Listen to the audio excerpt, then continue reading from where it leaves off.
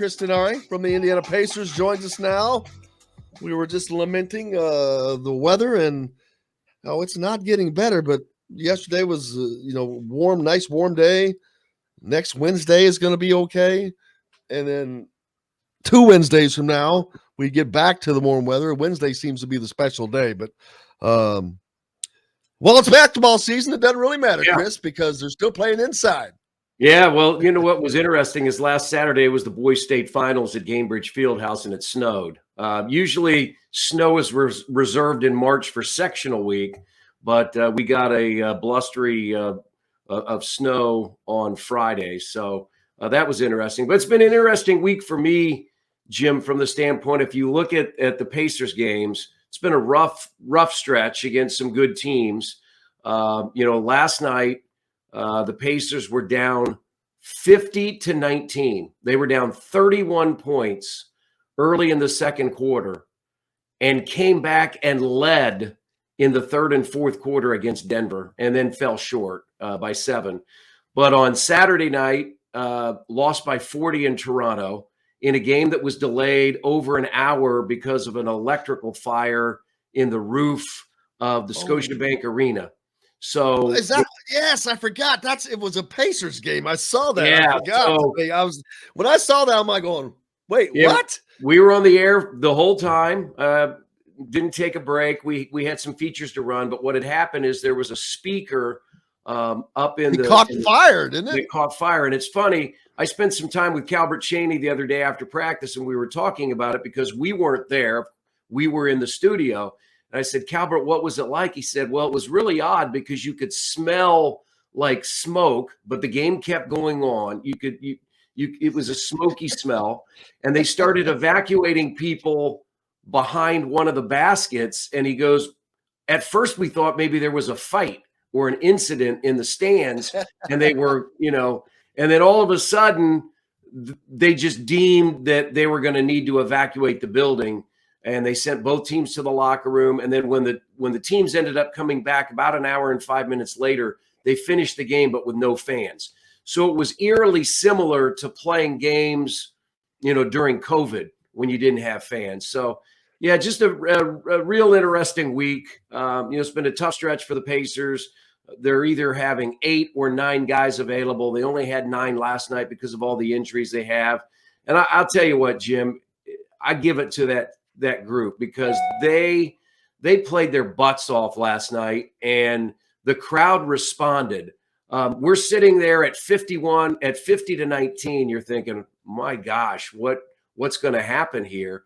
And they took the lead at, I think, 89-88 in the third quarter. They went on an unbelievable run. They scored 38 points in each of the second and third quarters and made it a heck of a game and had a chance to win. So just an interesting week of Pacers basketball on and off the floor. Yeah, and that loss makes it all the more tougher because is that the 5th loss in a row? Yeah, 5 losses in a row.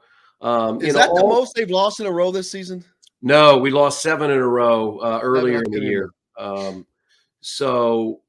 But all good teams that you're playing. Memphis has, one of the best records in the league. Toronto's a playoff team. Denver's a playoff team. So they've hit a stretch, with an undermanned roster. But I'll tell you what, it was really cool to watch those guys come back last night and see the energy that was in the building. And that's what I've said. It's a tip of the cap to the Pacers fans this year because it has been a tough year. It's been hard to watch. You've got a team that's 25-52. You still had about 14,000 in the building last night, and they were making a lot of noise and really spurred the team on. So, we've got to get through the remainder of the year, 5 games left in the regular season, and then the focus will be on the offseason, looking ahead to the draft lottery in May to see where the Pacers will pick in the first round, the NBA draft in June, and then free agency and all those kinds of things. So there's going to be plenty on the table once the regular season is over. And now Indiana has to, or the Pacers have to look forward to playing a Celtics team that they got the better of the last time they played. But Yeah, they have to go to Boston this time to do it, and Boston's not going to forget that, number one. And Boston, they're sitting up in the number 4 spot, so they don't want to. They're pretty comfortable in the 4th spot, but Chicago's only 2 games back, so they want to win. Yeah, and they have a chance. Just the other day they were in first. I mean, this is the closest it's been at the top of the Eastern Conference in some time, between 1 through 4. And so I think one of the best wins of the year was that Boston win right after the All-Star break, where the Pacers played really, really well. Tyrese Halliburton, Buddy Hield. And that's one of the things that the Pacers have really tried to focus on with Tyrese. I think he's going to be an outstanding point guard in this league. He's only in his 2nd year, and they want him to be more aggressive, looking for his own shot. He is a pass-first point guard. He has great court vision. But especially right now, with as undermanned as they are, they need him to score. And he did that the other night in the Atlanta game, where he had 25 points. I thought he did a good job last night. But it'll be an interesting matchup tomorrow night. Boston lost Robert Williams III. He's out with a torn meniscus. He's out for 4 to 6 weeks. He's their big center in the middle. So that really is going to hurt Boston as they begin the playoffs in a couple of weeks. So now Indiana's got to still finish their season. Of course, everyone's keeping an eye on the standings because of the draft and all that. And we know that they're not tanking, even though that they've lost 5 games in a row, but it's not because of that. But how mentally the last portion of the season has got to be just difficult for the players, knowing that losing is actually better, but your competitive spirit and nature and team and the fans don't want you to win probably for that reason, but you want to win. Your goal is to win, and you go out there to win. But that's got to be difficult, that last part of the season, when you're out of it. Yeah. You're not playing for anything. Actually, it's the opposite. So it is difficult. Mentally, but that's just the professional thing that pushes you through that. Yeah, you've got to play for pride. You got to play for your own individual development and team development, and for the guys that will be back. That Tyrese Halliburton and I think Buddy Hield will be back. A lot of people think that he would be a trade chip. I think he's blended very well into this franchise. Has a lot of personality. Has a lot of swagger, shoots the ball really well. So I think, you have guys on this team right now that are playing for their future, whether it's with the Indiana Pacers or whether it's somewhere else in the NBA. So they are taking a lot of pride in that. And they want to win some games down the stretch to make themselves feel good going into the offseason. I mean, I think that's the one thing that you're trying to do.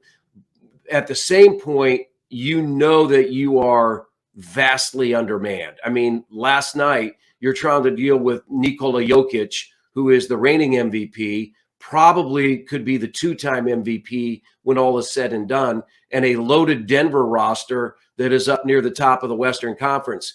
And Jim, when I looked out on the floor, of the 9 players that the Pacers had last night, only 2 of them were with the team when the season started, and those 2 didn't even factor into the rotation. So of the 9 guys that played last night, when the season started back in October, not one of those guys, whether due to signing out of the G League, signing a free agent contract, or acquiring 3 players via trade like they did with Halliburton, Hield, and Jalen Smith, not one of those guys was in the rotation when the season started in October. That's where the season is gone.